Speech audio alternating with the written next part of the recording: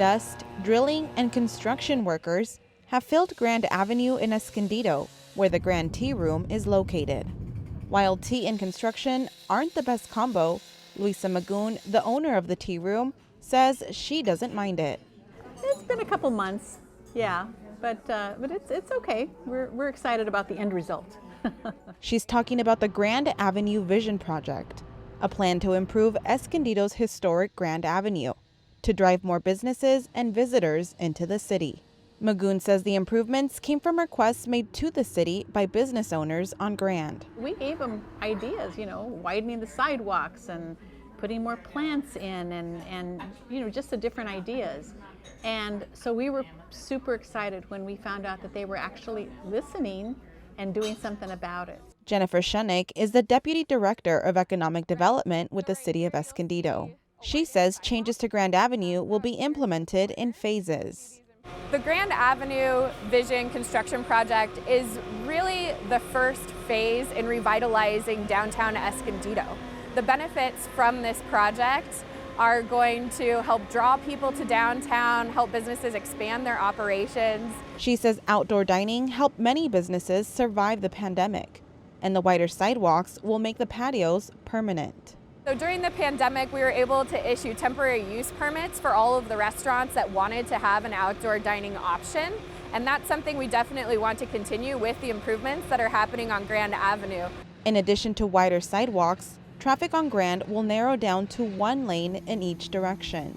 Parking spaces will be added and string lighting will go up.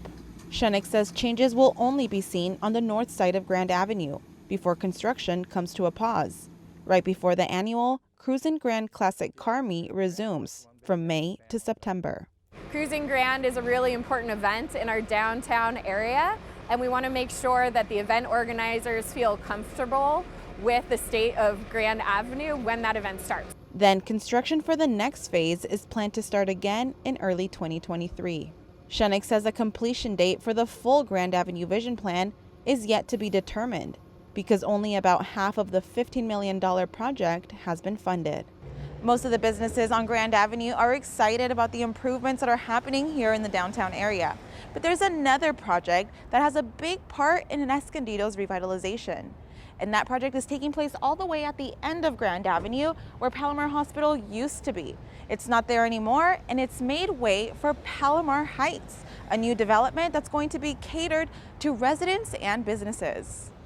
If you stand at the Escondido sign at the end of Grand and you look down, historically you would see the large 9-story tower of the hospital. And now that that has been demolished, we wanted to create another landmark, create another beacon. Ninia Hammond is with Integral Communities. The developer is replacing Palomar Hospital with Palomar Heights. It's a mixed-use development, and the plans call for over 500 homes, some luxury and some what the developers call attainably priced. Our idea was to bring a product type to the market that was smaller in size and lower in bedroom count to try to create a product that was attainably priced. And what we describe that as is an entry-level buyer. 90 rental units will also be specifically for seniors 55 and over. Plus, it includes some retail and restaurants. That was one of the reasons why we tried to be careful about the amount of retail that we incorporated. We wanted it to be additive and not cannibalize the existing retail. Hammond says construction of the development will take between 3 to 5 years. And back at the Grand Tea Room, Luisa Magoon is looking forward to what's ahead.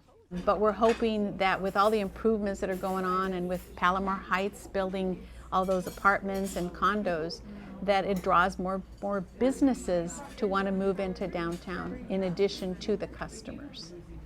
Tania Thorne, KPBS News.